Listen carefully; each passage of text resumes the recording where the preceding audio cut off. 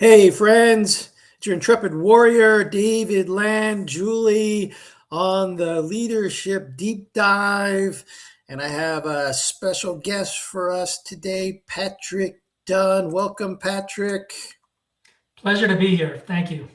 Thanks for coming on the show. Hey, guys, Patrick is a leadership speaker and founder of Paxatera. I hope I pronounced that right. Perfect. Paxatera Global. Over the past 30 years, he has led and supported high pressure global teams across complex mission driven work. His signature framework, Lead with Soul, is built on four pillars: presence, purpose, regeneration, and service. Patrick is also an active Rotarian and civic leader. So, welcome, Patrick. Thank you. My pleasure to be here. Yeah. Always happy to talk about leading with soul. Well, that's what I want to talk about. What is this leading with soul? I mean, you and I got up before we got on the show. We were talking about, we were both born and raised Catholic, and we've been involved with men's Christian groups over the years. And you're a Rotarian, so I'm curious about your this leading with soul thing. It certainly tickled my funny bone. So why don't we, if I can take a step back a little bit, Yeah. kind of say how everything led up to where I'm at today. Oh, please do. Yes, thank you. Yeah. So if you go back a long time ago in a world far, far away, at the University of Maine. I mean, if you go back to the 80s, I mean, we're dating ourselves when I go back. I can go back with you to the 80s. In fact, I was on the show with Margaret earlier this week, and we were going back to Willy Wonka and the Chocolate Factory version one, which is late 60s or early 70s. Anyway, go ahead. But if we go back that far, I was involved. I didn't know what I wanted to do. Like most college kids, I was there to study, party a little bit, and it turned out to be partying a whole lot. And that's probably how I wound up on the 5-year plan as well. But it is what it is. But even in college, I was always involved in service. So I joined a fraternity, Alpha Phi Omega National Service Fraternity. So that kind of embedded service more into me. Did some when I was younger in high school and things. But I was also at the university. I mean, I'll give you a fun fact. I was the mascot for the University of Maine. I remember. What is it? What's the mascot called? Bananas the bear. Is it still Bananas the bear? It's still Bananas the bear. The costume has changed a number of times over the years. Wow. Kind of going forward, sometimes going backwards. But that's kind of where I started to learn how to perform. I was a shy kid from a small town in Maine, went to school. I mean, I'd never been to that many people in my life when I went to college. Never had a roommate. I mean, I had 2 roommates when I was in college. I was in a triple. But again, as I mentioned, that's where my why first started to kind of develop my purpose. Really didn't know what it was. It's like still trying to find myself. But I graduated, became a park ranger, so for National Park Service. So my why definitely became into focus at that point. And so I learned how to be present, how to renew myself, regenerate myself, and how to lead with service. So I'm a natural storyteller as well. I love telling stories. And even back at the University of Maine, one of my mentors was Sandy Ives, the late Sandy Ives, director of the Maine Folklore Society. And he was my mentor as well. But again, going forward, your presence and your purpose change over time. Then I got married, had a family, got involved in corporate America, rising the corporate ladder. So as you mentioned, I spent 30 years leading global teams in operational resilience. Right. And so that's where I learned how to become present in the room. I mean, people will call it, my old boss used to call it, I could go into a meeting in the last couple of years, they were all Zoom calls anyway, or pick your platform. But I'd go in, I think the first day on the job, I walked in, we're having an outage situation and everybody's screaming on the phone, not getting the problem solved.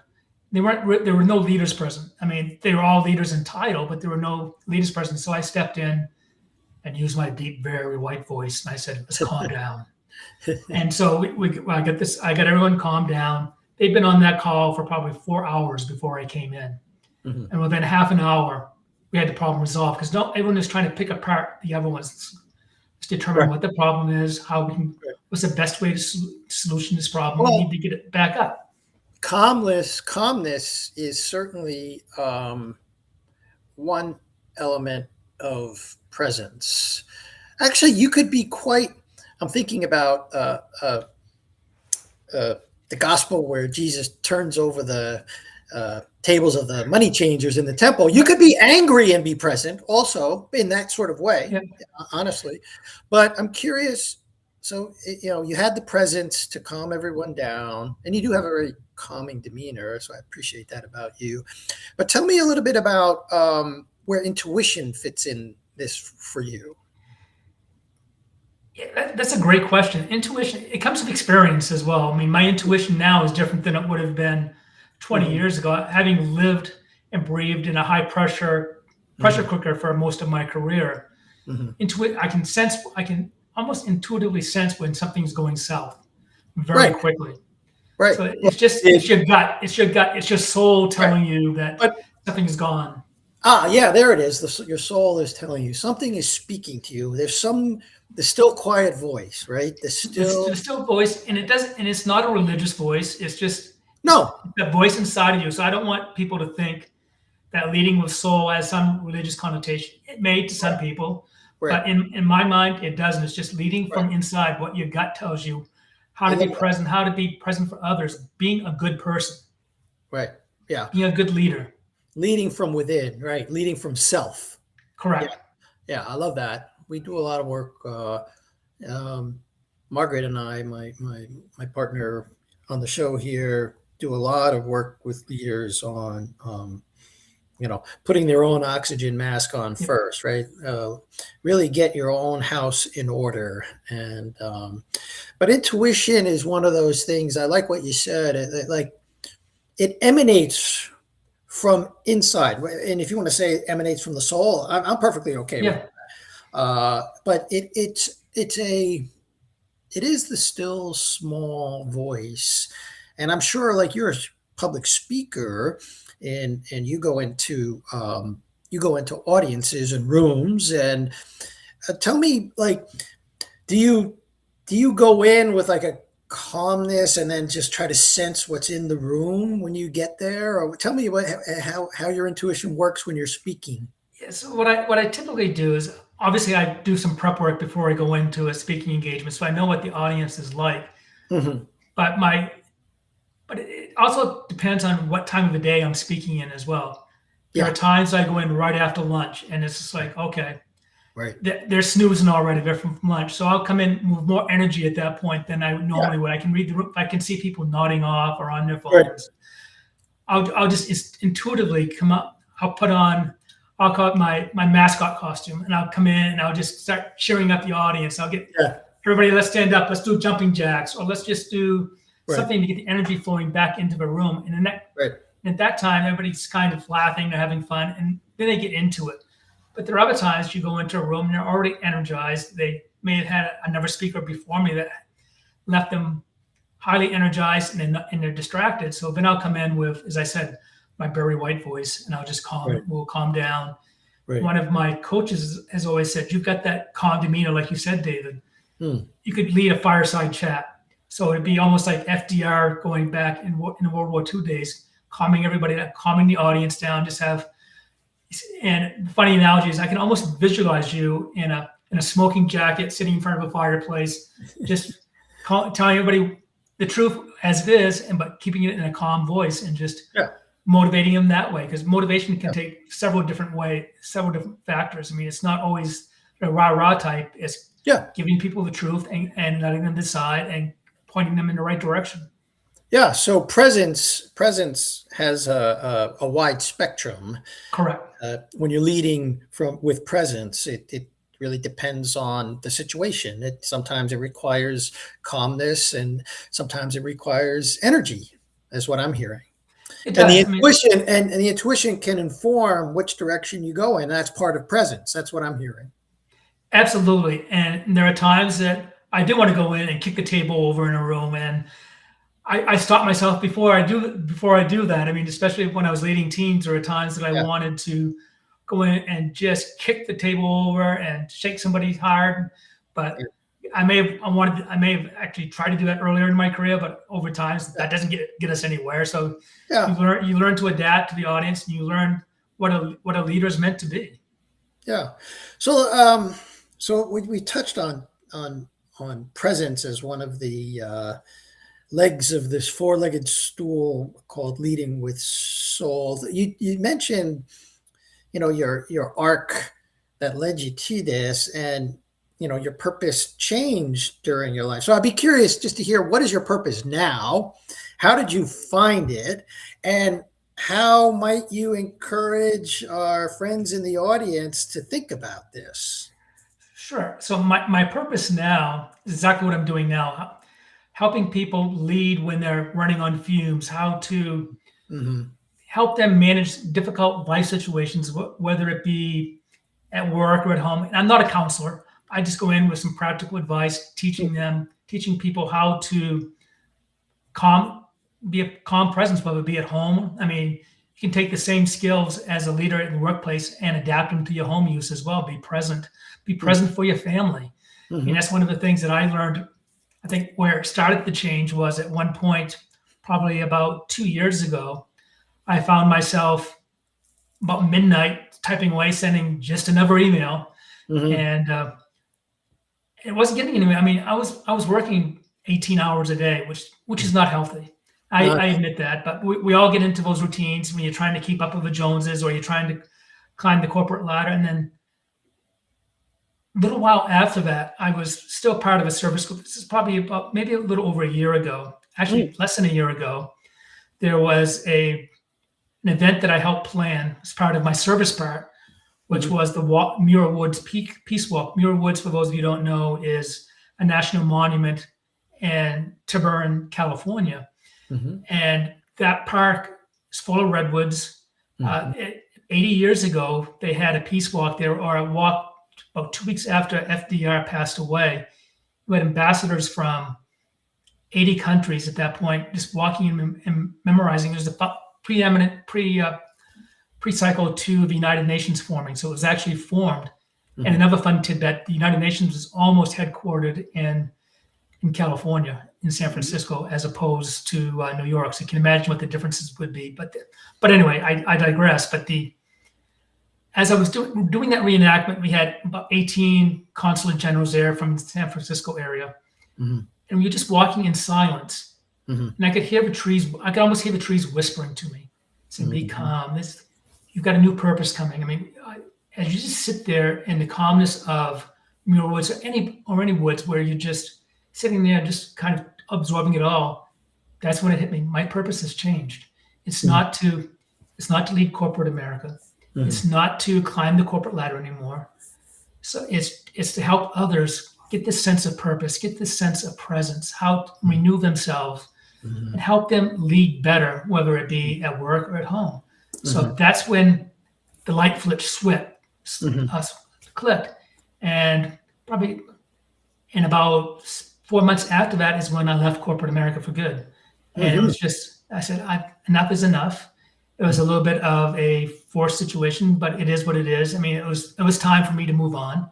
Yeah. And so I'd been planning for this for a while. I'm going to pause you there for a moment. Yeah. Oftentimes when you're listening to that still, quiet voice, as you were in Muir Woods, there's a pull toward your purpose. You were being pulled in a way. You weren't maybe quite sure yet what it was looking like, and maybe you're still exploring that. Sometimes it does take a while, and then oftentimes, I can share in my own journey, there's a nudge or a push also at the same time. And that's you got to be listening for both of those. Yeah, absolutely.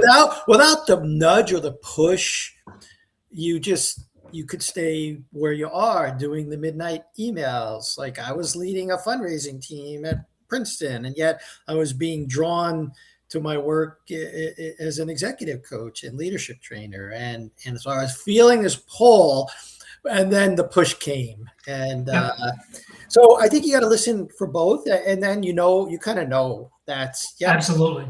Let me follow the pull as opposed to resisting the push. Exactly. And when you feel that pull, at least I didn't think I quite understood what the pull was at the time, or the push, as you said.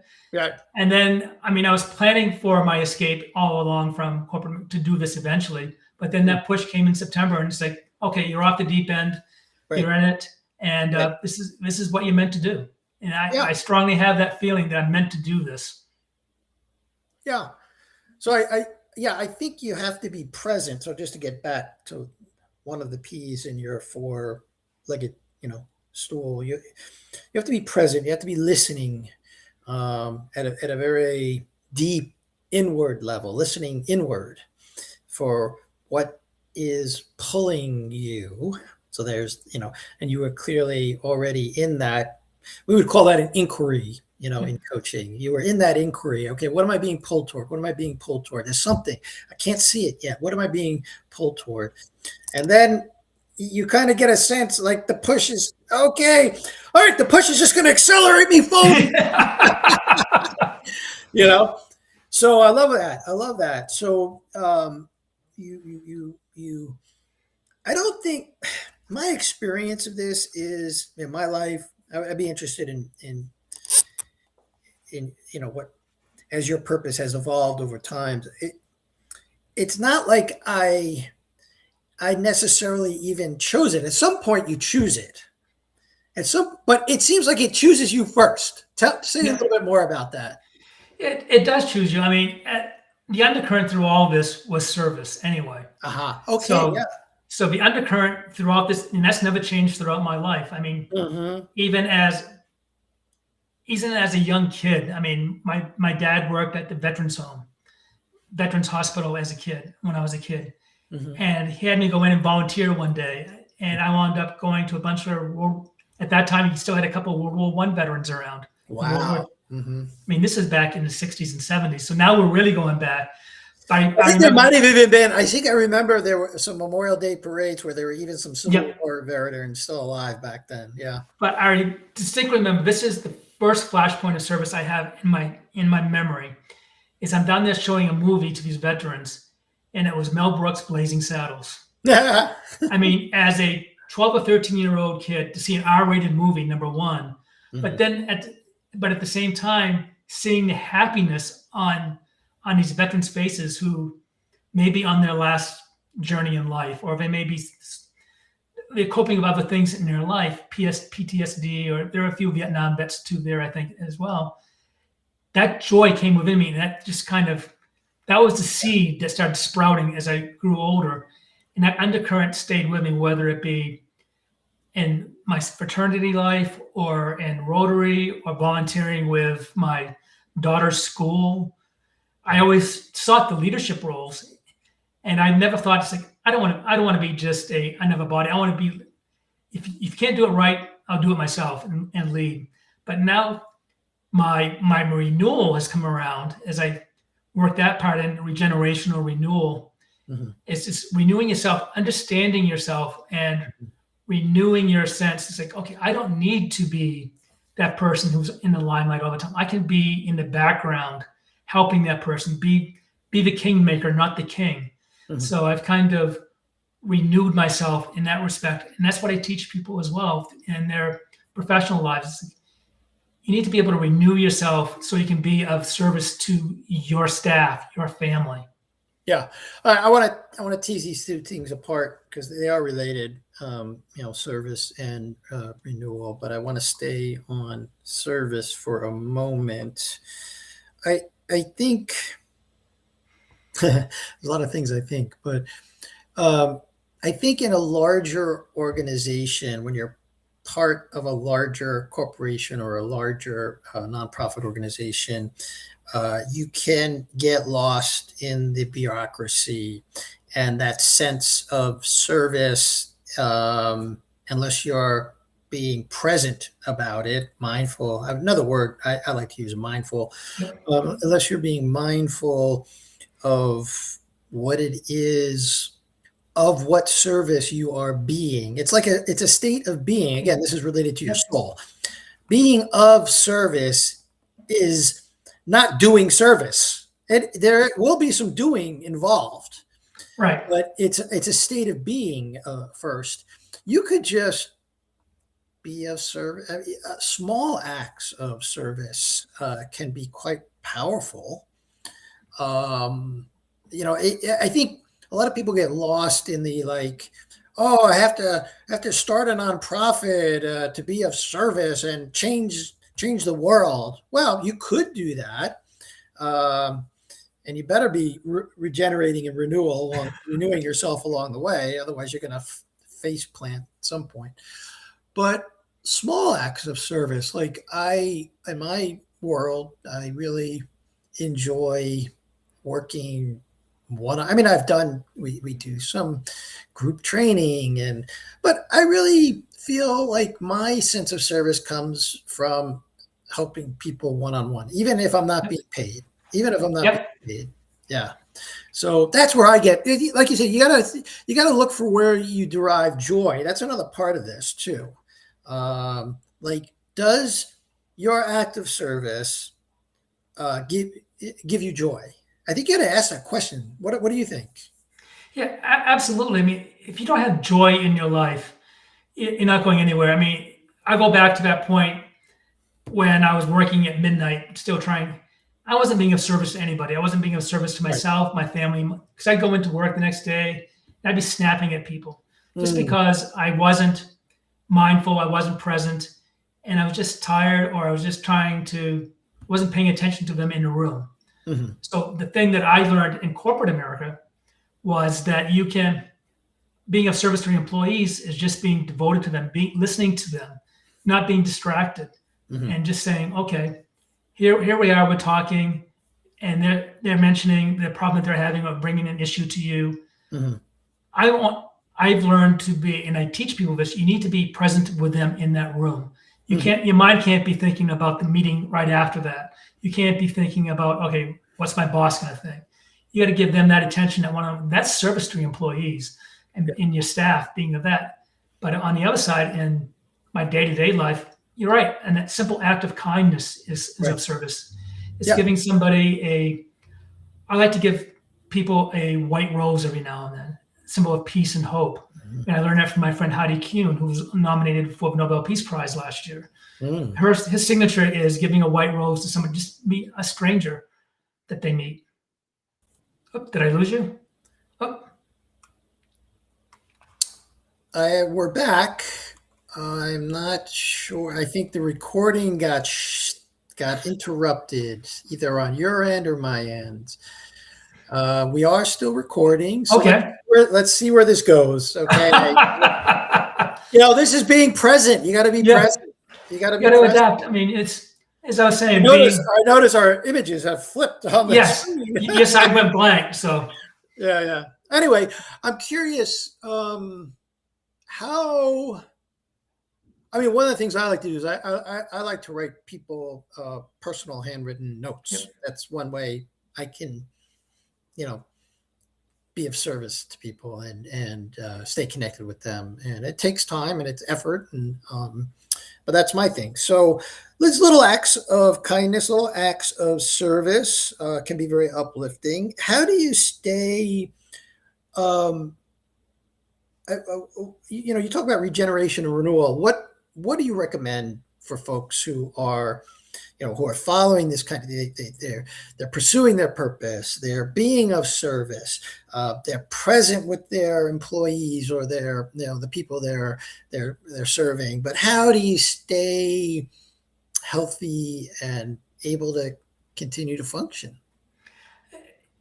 It took me a little while to figure this part out, but again, it's taking that break. My wife keeps saying, take a walk. And I never did. And so I took the time to just take a walk around the block at lunchtime or first thing in the morning. I mean, that's a little bit of renewal there. You're kind of taking it all in, or go find a park, go sit in a park and just watch the kids play on the playground, not in a stalking way, but just watch people playing and go to a soccer game where youth activities are going. I mean, that's a sense of renewal for me, is just kind of relaxing and just letting go of everything, whether it be a walk or just sitting in the woods, listening to the trees whisper to you. And when you take the time to just sit down and watch the world around you, there's a lot of bad things happening in the world now, but there's also a lot of good things too. Look at the bright side of life, and just go with that. Take that walk, take that renewal, and if you continue to look at the bright side of things, yeah. you're So gonna get that renewal. I hear you saying, don't turn on cable news to get the renewal and regeneration. You're not going to find it there. No, I don't watch news anymore. Yeah, I still or do. very rarely do I watch it. My wife's a news junkie. I'm not. Yeah, I mean, I kind of know what I have plenty of white space in my day where I use for regeneration, renewal, and being present, being mindful. So I don't mind keeping abreast of what's happening, just so you know. I've always been interested in history and politics, so that's also, same here. But you can get very triggered, and it can be a source of draining of energy if you're taking it too seriously. So just a bit of caution there. So I know we're coming to the end of our time together, and I'm curious. Two things. Where can people find you if they're interested in your work and maybe working with you or having you come in and speak about leading with soul? So where can people best find you? Sure. I think my email address is underneath my name on the screen. Yep. PatrickDunnINTL.com. My website is the same. Mm-hmm. My speaking reel is there as well. So people are more than welcome to do that. And I do speak to corporate audiences as well as keynotes, and I do workshops as well. So great. That can range anywhere from an hour to half a day of full day workshops. I've done both. So you do stuff online? You do stuff mostly in person? Combination of both. Okay. Got it. Beautiful. So, you can find Patrick online if, reach out to him. He's gracious to put his email address here. You can email him directly. So is there any one thing, like if you were to want to leave the audience with something to go put into practice, what might it be? I would say, think about what you're doing before you walk into a room. Just take a deep breath. If it's, I've kind of borrowed a little bit of this from Mel Robbins, but count down. Go 5, 4, 3, 2, 1. Take a deep breath, and that to me that calms me down instantly. If you keep going up, you're expecting more. If you count down, you can just walk into a room. Take that deep breath. Know what you're going into, and that will help you throughout your day and throughout your life and career. It'll also, that little pause, the breath, the countdown will nourish your soul. There you go. I like that. I'm going to borrow that. You got it, my friend. So, Patrick, thanks so much for being on the show. My pleasure. Today. I don't know how this is going to work with, we had a little bit of internet interruption. We'll see what happens. But stay tuned. I'm going to post this LinkedIn Live, and it'll also be available on the podcast where if you prefer to listen to it in the car, you can listen to us talk about leading with soul. So put that little pause, think, and countdown into practice. All right. Thank you, Patrick. Thank you. My pleasure. Have a good day, everybody.